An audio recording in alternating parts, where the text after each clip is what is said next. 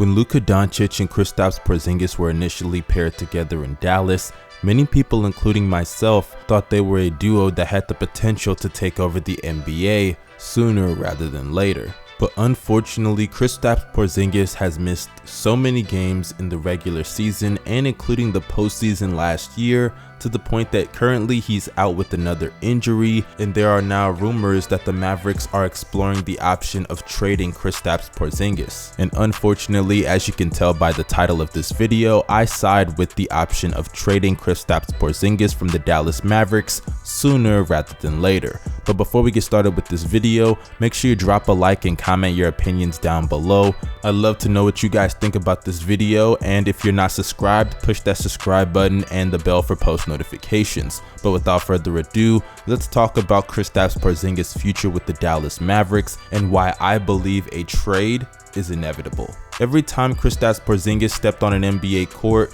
the talent and potential was always there from day one. Having a 7-footer on your roster that can space the floor as well as protect the rim due to his length is always going to be welcome in the modern NBA, in which shooting threes is the new wave. And when you combine those abilities with the fact that he can put the ball on the court a little bit and create for himself, that makes him a future all-star and all-NBA caliber player just waiting to happen. And in New York, we saw the flashes of greatness time in and time out. But unfortunately, due to Carmelo Anthony just not wanting to leave and also just bad management from the New York Knicks, Porzingis demanded a trade while he was still on his rookie contract. And to be fair to the Dallas Mavericks, it was a no-brainer to make the decision to trade for him, because you already have a Luka Doncic who just came off of winning Rookie of the Year and showed flashes of being the white LeBron James. I mean, let's just be honest, when we watched Luka in his rookie season,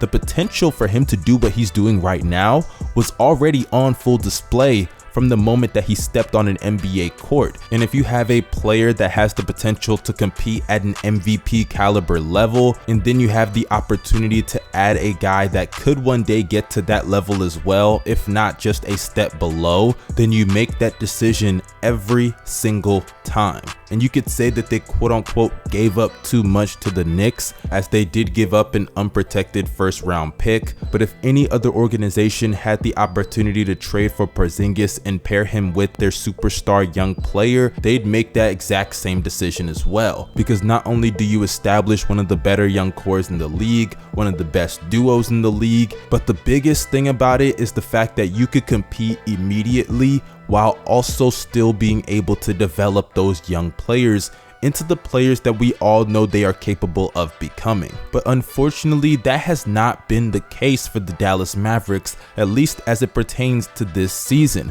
because at the end of the day, the best ability is availability, and the Dallas Mavericks do not have that from Kristaps Porzingis, as he's never been a durable player, even going back to his tenure with the New York Knicks, as he missed 50 games combined over the last 2 seasons, which eventually led to a fatal ACL tear in which he missed the entire 2019 NBA season due to that injury. And as it pertains to last season, let's not forget that he would miss consistent games in the regular season due to nagging injuries, which resulted in him only playing 57 games. And when the playoffs came, it was the same old story with Kristaps Porzingis. He showed extreme potential when he was on the court, as he dominated the Los Angeles Clippers, but unfortunately he was unable to stay healthy, as it resulted in him missing the rest of the series after only 3 games. And another thing to add on to the fact that he's injury prone is the fact that he's overpaid. Let's not forget that Porzingis is on a 5-year max contract.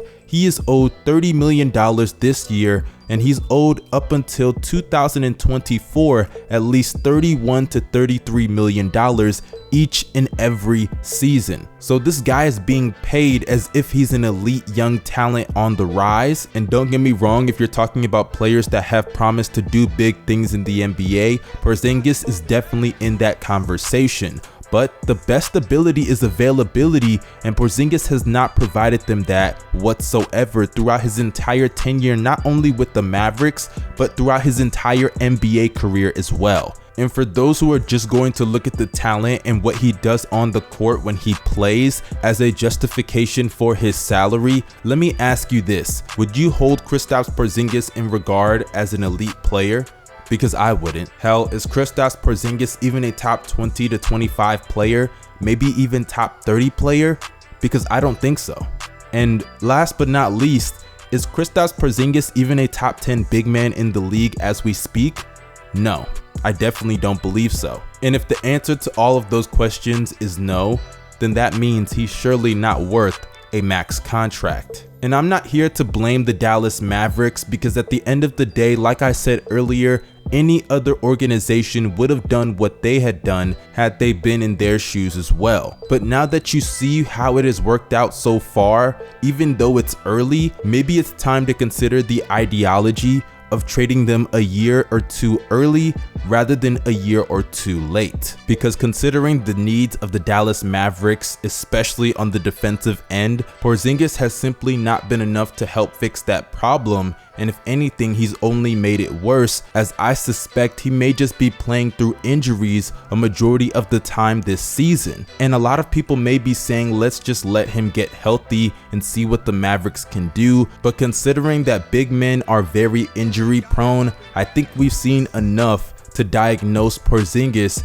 as an injury prone player. And if a player is not on the court, it doesn't matter how talented you are, because you're unable to compete on the court, and as a result of that, there's no production coming from you whatsoever. And as I said earlier, you can't really blame anybody in this scenario. Injuries happen and there's no way to control them.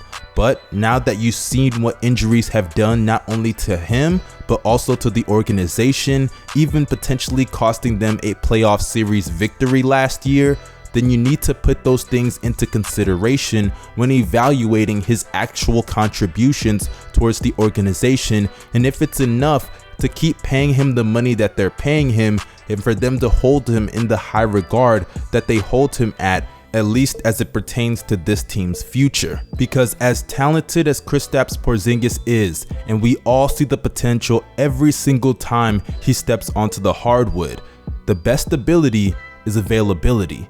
And Porzingis has never, ever, ever been available. And the Mavericks are learning that out the hard way. And because of those reasons, I believe a Kristaps Porzingis trade similar to Thanos is inevitable. But that concludes this video, you guys. Let me know your opinions down below in the comment section. If you thought my Thanos joke was whack, let me know that down there as well. If you enjoyed this video, don't forget to smash that like button, subscribe to the channel, and push the bell for post notifications. And without further ado, this is your boy Young Mustard signing out. Y'all stay safe and have a great day. Peace.